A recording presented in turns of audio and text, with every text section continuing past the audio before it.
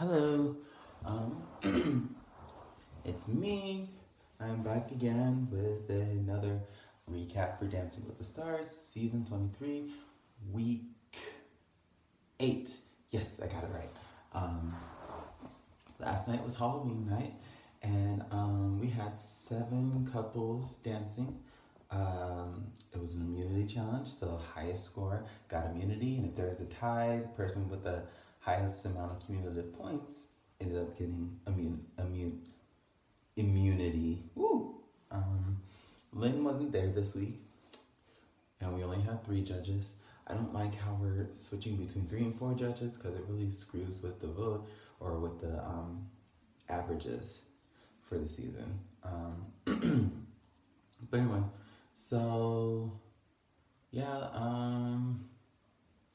up first was, yeah, again, it was Halloween night, so everybody had Halloween songs until the dance offs. So up first was Tara and Sasha. They had a cha cha. Um, it was all right. It was better than I thought it was going to be. Again, Tara can really perform. She can really entertain a crowd. That she's got nailed. Um, I do want them to push it just a little bit further, as the judges say. Um, they are playing it a bit safe, and especially this cha cha was really safe. It was a slow song, so maybe it might have been a bit different had they had a different song, but still you gotta push the envelope, and we're at the end of the season, and the producers and TPTB are really showing who they want in the finals. And in order for Tara and the other person, who I'll get to in a little bit, overcome one of those people, the weak link of the 4 that they want, they really have to push the envelope next week. Yeah, because it's not said and done that this person will be there. But yeah, Tara and Sasha really have to push the envelope next week and really come hard and strong. Up next was, they got a 24 for that dance. Up next was, who was it? Lori and Val. They had a Viennese waltz. They got a perfect score. And it was well deserved. The first perfect score of the season that was actually deserved. It was a really good dance, their best dance of the season by far. This is the dancing I've been waiting for from this couple. No goofing around, none. Just kind of set the scene and then start dancing and get into it, and it was really beautiful. I feel like because Lori decided to take time off from traveling, they were able to really get a great dance together because it was just beautiful. Everything flowed together so much better. Her lines were so much better. Just everything just seemed to go into the next one, next and next. Whereas the whole season, she's felt really posy and really staccato. The dances have seemed, so it was nice that it just really it felt like they were feeling the music and really into the dance and really just became one with the dance, which was a big thing that I've been asking for. They got a perfect score, 1 of 3 of the night, but they did not get immunity. Up next was Mary Lou and Derek. They had a Argentine tango, and they got a 23. So what I want to say about this, I already went off on the judges on my blog. If you want to read that, it's dwtsfun.tumblr.com. If you want to read me talk about it, it's just a few posts down. Honestly, it wasn't a bad dance at all. It wasn't terrible. It wasn't even decent. It was actually pretty good. Honestly, the biggest issues were just the 2 tiny little mistakes that she made. I'm not sure if she made a mistake on the chairs. I didn't think she did, but people said she did. However, the mistakes I saw were she stumbled as she was coming off the chairs a little bit, but she saved it. And then she kind of second guessed the last lift, and it ended up kind of, as she was putting her hand around Derek, kind of bonked him in the face. And as a result, it didn't really screw with the lift too much. It just kind of made for a slightly awkward moment. But it wasn't that bad. And to be perfectly honest, it should have gotten no less than a 24. Honestly, I would have given it a 25 because it was worthy of a 9. It wasn't that bad. That's the thing. It wasn't that bad. It wasn't bad at all. But they really, really, really, really, really do not want Derek's partner anywhere near the finale because they don't want his partner to potentially screw up what they have. Because my guess is at the very beginning of the season, Mary Lou was racking in a ton of votes, a ton, and they probably felt like she was too much of a threat, um, and have since told people, the judges and scoring and all the things in this show, to kind of lay off of Mary Lou and make her invisible, make her seem like she's not doing anything right, make her seem like a worse of a dancer than she is, really just break her down. Um, and it's really hard to watch. You can see it on her face. And she just looks defeated. Like anytime she makes a mistake, it's almost like, another thing that I did wrong. And they're going to get on me about that. And it's just so sad to watch. And while she is still having fun, I mean, you can tell she's a perfectionist. And the memory thing doesn't help because it clings on to all of that stuff. So, they've just been treating her extremely terribly on this show. And while I love watching them, and Derek looks like he's over it at this point, he looks like he's just over the way the show is treating her. He knows what's going on. He understands. They didn't show that she was injured last week and her feet were awfully, like, she was in pain. I could tell when I looked at her feet and I saw the little bandages, things, the little stress things that to help keep the muscles from getting too irritated. I saw that. The show didn't really talk about it, so it's just frustrating to see them both kind of just down and not having as much fun as I would have liked them to. Next was Calvin. Yes, Calvin and Lindsay. They had a quick step. They got a perfect score of 30. This is a great dance. I'm not. It wasn't my favorite dance of Calvin's, but it was still a really great dance. It was awesome. He finally got a perfect score, which is great. The judges are finally saying, "Oh, hey, okay, you're a contender too, so let's start scoring you appropriately." So yeah, it was a great dance. Frame was great. Technique was pretty good. There was one moment where I was like, I don't know if that was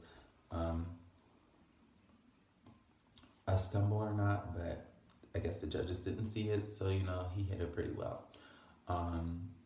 Yeah, it was a great dance, great concept, great choreography, great everything. Again, my favorite couple. Next was Ryan and Cheryl. They had an Argentine tango. They got a 23. It was Ryan's best dance. It was a great dance for him to go out on, but his technique wasn't great. He improved. He performed it very well, but it was time for him to go. It was a great dance for him to go out on again. I'm glad that Cheryl cracked the whip this week because it really paid off. But it was time for him to go. I enjoyed his time on the show. It made me sort of start to like him again. But yeah, he completed what he set out for. That's for sure. But yeah, next up was who was next? That was 5-6. Jana and Glove. They had a jazz, and they got a 27. I mean, I guess it was a nice dance. Nothing too terribly wrong. She went off time a few times. It was very repetitive.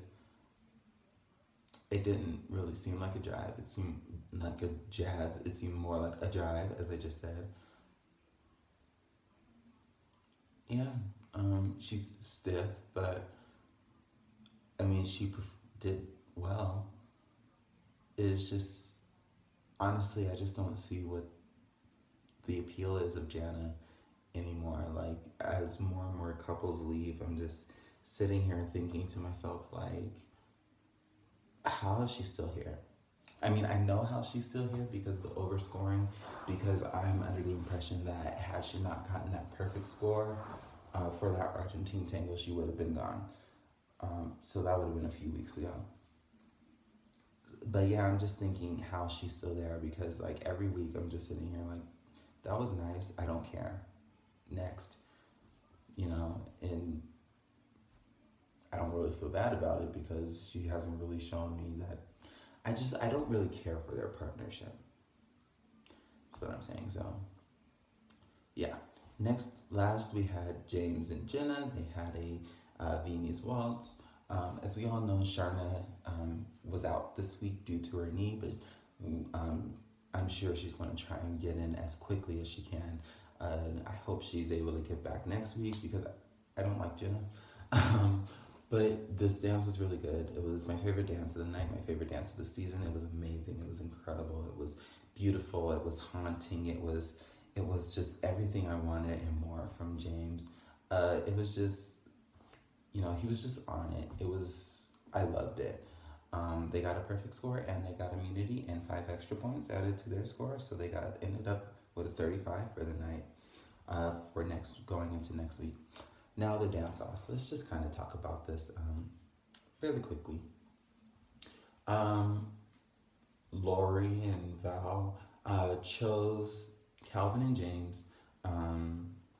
Not too fond of this pick on someone our own size because it's not necessary. Just pick the person and leave it at that.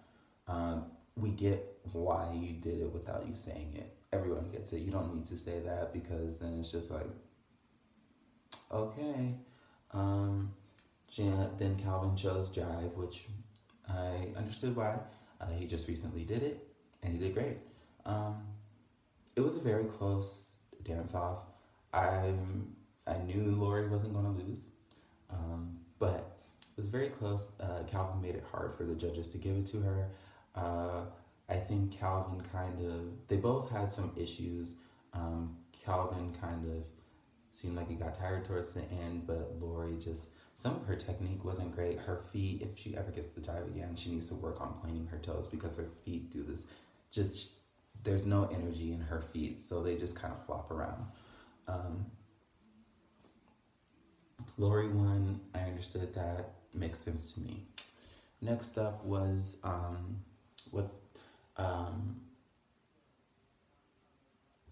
who was it? Oh, Jana and Gleb and Tara and Sasha with the salsa. Honestly, I thought that Tara was the clear winner. Judges chose Jana, except for Carrie Ann. Tara was better technically and performance-wise, but Jana won.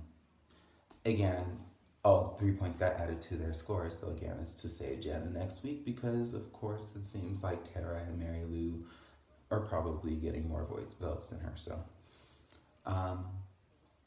yeah, that one's done. Then Ryan and Cheryl and Mary Lou and Derek were left. They had a cha-cha. To me, it was clear that Mary Lou won because even though it was safe, they went with actual cha-cha content that was performed, or they executed well, and was like executed really well, whereas Cheryl and Ryan kind of did cha-cha that was more flashy but not performed with as high competency level. So to me, Mary Lou clearly won it. But of course, we can't have Mary Lou potentially outlast Jana. So let's just try and get rid of her too. And because Ryan was already leaving, they're like, okay, let's just give these to Ryan's because it's not gonna do anything. So yeah, that was the end of the night. Ryan left. Next week is Broadway week. So until next time, bye.